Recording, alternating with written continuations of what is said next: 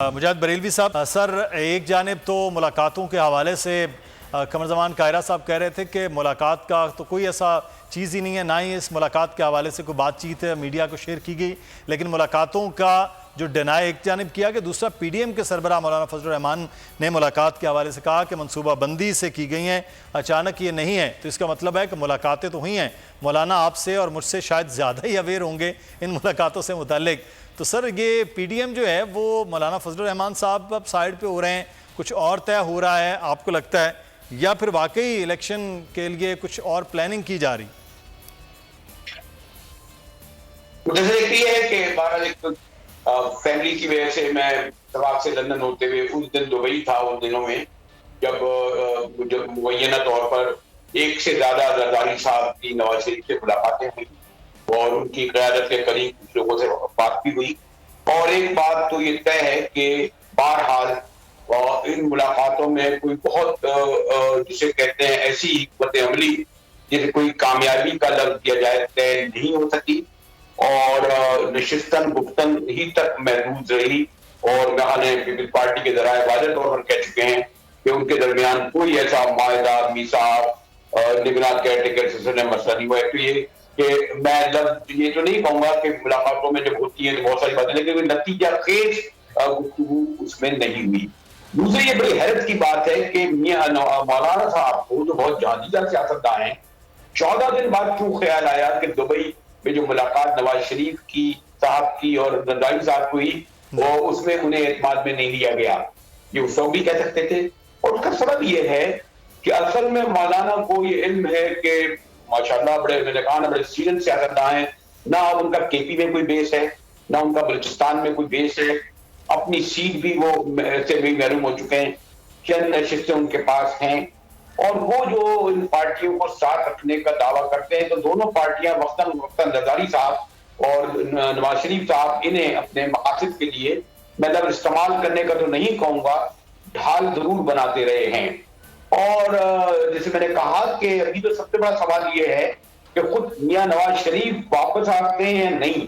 ये सब मामला इतने गंभीर हैं कि दुबई तक तो पहुंच गए, कराची आने में क्या कबात थी, जबकि उनके तमाम कानूनी वकील ये कहते हैं कि जनाब अब उन पर कोई एक जो है वो उनकी पकड़ाई हो। क्योंकि हमारे जरा ये कहते हैं कि मियां साहब कम से कम 14 अगस्त को नहीं आएंगे। और आज तो उनके बहुत ही करीबी साथी और रफीक जर्नलिस्ट को मैं जानता हूं कि वो सबसे ज्यादा करीब हैं, वो तक उन्होंने दावा किया कि मियां साहब की वापसी सितंबर में नहीं होगी।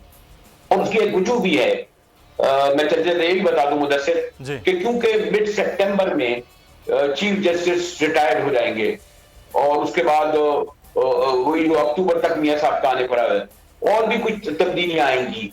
तो मियां नवाज शरीफ अब कोई रिस्क लेना नहीं चाहते। मुस्तकबिल में आने वाले दिन जो बड़े 1.5-2 महीने हैं बड़े दिलचस्प हैं, तब्दीलियों के दिन हैं।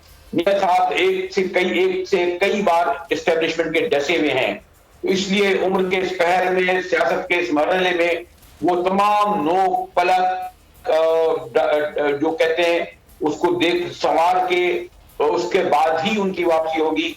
और वापसी उस वक्त होगी जब उन्हें यकीन हो जाएगा कि बाकी इलेक्शन हो रहे हैं। अब अगर इलेक्शन हो रहे हैं तो ये अपनी जगह खुद एक सवाल है कि इलेक्शन होने जा रहे हैं या नहीं। इस पर मजीद मैं सवाल बाद में उठाऊंगा। यहाँ तक मैं खाली पहुंचाऊं तो न्यारी साहब भी मशवरा कर लीजिए। जी बिल्कुल।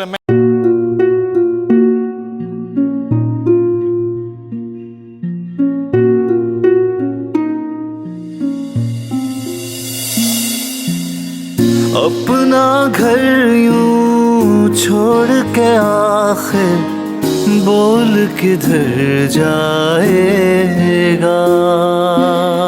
ये जो पड़ा है वक्त कड़ा है, वक्त गुजर जाएगा। अब जिंदगी फैसले की घड़ी, सारी मईशत के घर है खड़ी। करने पड़ेंगे कठिन फैसले, तुझ पे ये कैसी आन पड़ी। कुछ यूं बदलेगा हमारा पाकिस्तान। खुशियाँ वापस ला कर देगा हमारा पाकिस्तान। देखना अब कुछ यूं बदलेगा हमारा पाकिस्तान। खुशियाँ वापस ला कर देगा हमारा पाकिस्तान। देखना अपनी पहचान के लिए बोल, पाकिस्तान के लिए बोल, खुशियाँ वापस हमारा पाकिस्तान। मिशन मईशत। देखना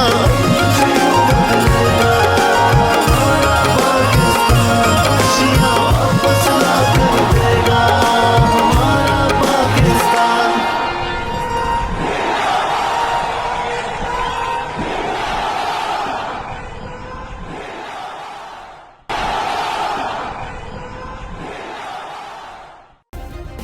सब्सक्राइब करें और बेल दबाएं ताकि कोई खबर रह न जाए।